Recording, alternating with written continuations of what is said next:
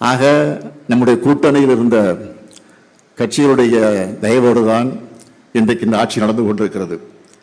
ஆக திமுக ஆட்சிக்கு வர வேண்டும் என்று கருதி நம்மோட கூட்டணியில் இருந்த கட்சிகளின் தயவில தான் இன்றைக்கு திமுக நடந்து கொண்டிருக்கிறது.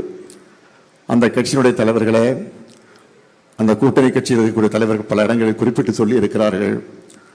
நாங்கள் வருகிற போது எங்கள் கூட்டணி கட்சியினுடைய தலைவர் திமுக தலைவர் மு.க. ஸ்டாலினிடத்தில் சொல்லிவிட்டு தான் வந்திருக்கிறோம் சொன்னார்கள்.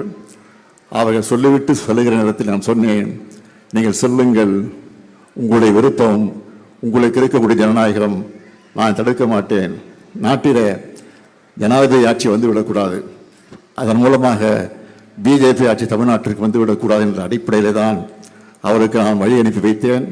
ஆகவே நம்முடைய தயவோடு நடைபெறக்கூடிய இந்த ஆட்சிக்கு முற்றுப்புள்ளி வைக்க விரைவில் நாம் உறுதி எடுத்துக்கொண்டு பணியாற்ற இந்த நிகழ்ச்சியை உறுதியெடுப்போம்